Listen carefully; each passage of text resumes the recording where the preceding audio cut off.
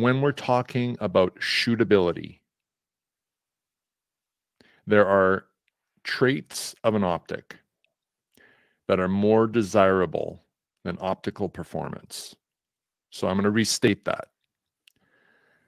I will take a rifle scope that on paper has inferior glass in terms of like clarity, brightness, sharpness, for other optical features that enhance my ability to shoot it.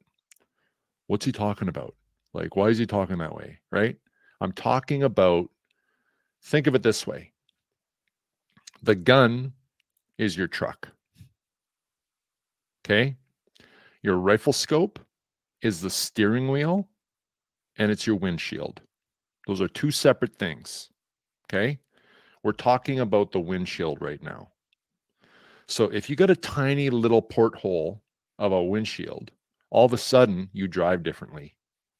You're like scrunched up, you know, you're slow down, you're tense. Think about driving in the fog versus a bright, clear, open day where you can see for miles. Okay. Yeah. So the features that I'm specifically talking about are eye relief. So the minimum distance that the focal plane in your eye needs to be from the focal lens of the optic. And another feature that isn't published anywhere, it's called eye box. So eye relief is measured in inches or millimeters from like your eye to the glass of the scope. It's that distance that you got to be, minimum distance that you got to be away from it. Sorry, there is a minimum and maximum. It's a cone. So think of it as a cone. I'll get back to that just so you understand your optic a little bit better. But there's a minimum and a maximum distance that you need to be away from the focal plane of the optic. Okay. And then there's the eye box. That is the up, down, left, right. How big, you know, is the space that you can put your head behind the optic before you start getting vignette, that ring, right? Yeah. So case in point with that Swarovski Z6, 5-30. First few times I'm trying to shoot it, I'm on 30 power. It's a 30 power scope. Why the fuck wouldn't I put it on 30 power, right? So I'm laying uphill, my gun's on a bipod, trying to shoot at a goat that's on a ledge. Okay, and anyone who's made an uphill, like steep uphill shot, it's so awkward.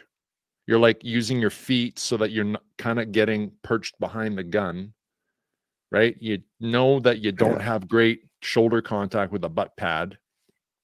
Your face is no longer, so it's no longer like here's the ocular of the scope and here's your eye. They're no longer like this. It's like this.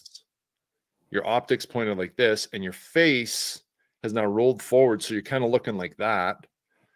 So you're fighting vignette the whole time and actually trying to stay on the outside of the minimum of the eye relief. Okay. And, you know, invariably, that's why so many hero pics of guys with goats, they're smiling, holding their goat, and they're fucking leaking off their right eyebrow. They're bleeding because they got scope, right? Yeah. And there's some tricks to mounting your scope to avoid that, but that eye relief and that eye box are paramount. And the Swarovski Z6 does not have a very generous amount of either. Okay. Okay. So contrast to that, who does? Leopold. VX5, VX6, Mark V. The VX5 and the VX6 are hands down probably the most forgiving in terms of eye relief and eye box of any optic that I've ever played with. And the sweet spot is in the VX5, the 3-15x44, or the 3-16, the 3-18 in the VX6. Okay, those are the sweet spots. Again, when we're talking dollars and cents, when you look at the Leopold line, the VX5 HD 3-15x44, right now they're priced right around the $2,000 mark. The moment you step off and go to the 4-20x52, it's like $3,000, right? So you're still going to get huge price increase on that, because it costs them more to produce that scope. So, you know, when I'm talking scopes with people, I will often tell them like, hey, you know what, like instead of looking at that one now, it makes sense to look at that one. Okay, we're sacrificing a little bit of this for that, but money wise, it makes more sense. So anyway, the Leopold VX5 3 to 15 is easily my most recommended scope. And quite frankly, it's not just me. Okay. So I stood there on Saturday. Was it Saturday or Friday? Anyway, every day's a goddamn blur. Last Friday or Saturday. Well, I mounted all 3 days on the weekend, plus Friday, Saturday, Sunday. But I literally did the same thing. I was like stuck on repeat. I was like a skipping record. I did exactly the same build 5 times in a row. Wow, cool. It was a Fierce Rogue 300 PRC with a VX5 3 to 15 by 44, just one after another, after another, after another. And I think only a couple of those people that I advise on that, it's known. It's a known thing that scope is not the brightest. It's take a Z5 3.5 to 18 by 44 Swarovski and take a Leopold VX5 HD 3 to 15 by 44. You put them side by side. The Swarovski is way brighter. Oh, yeah. But the Leopold is superior in terms of eye relief and eye box and some other features as well. But so that you have, okay, the penultimate setup, in my opinion. You've got the best stock, okay? Caliber, we can debate that, right? But you got the best stock, okay? And really, for the Alpine Hunter, you kind of have among the very best scopes that you could think of at any price point. And we played with everything, right? Yeah. So similar scopes. I was just going to say, both of those scopes are 21 ounces or less, right? Like, especially the VX5, I think, is 19. 17 or 19 ounces. 19, yeah. And both of those, it should be noted, both of those have parallax adjustment too. They do. They have a parallax. So, I mean, people will debate it, but I find the parallax fairly easy to adjust. Garrick will disagree with me. He doesn't find them as good, as responsive as some others, but I have no problem with the parallax on those. They got a locking turret, 2 revolution turret. You get 38 MOA to play with if it's optimally mounted. They're tough. They're robust. They got a thick wall, and you get a free yardage turret. So good value there. But then it's the performance. Okay. So a little tip. Okay. A little pro tip here. And it's, again, not me as a pro. It's, it was taught to me by experts.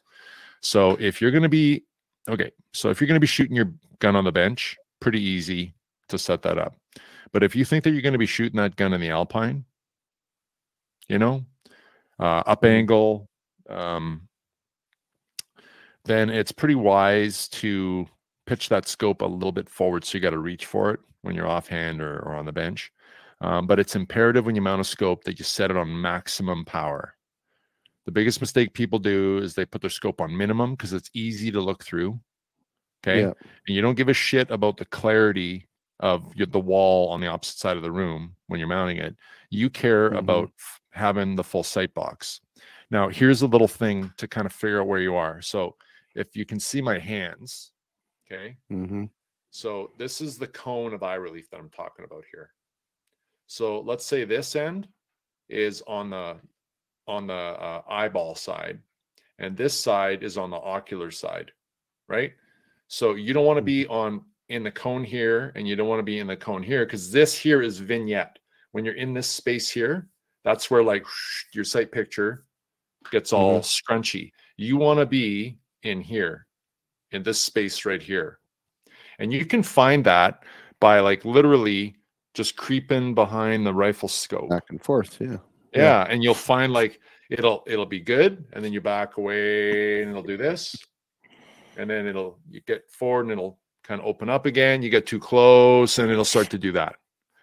So if you want to be really scientific about it, you just get someone with a piece of tape, a couple pieces of tape, and you just move along your stock and you find out where that is and you mark it with tape.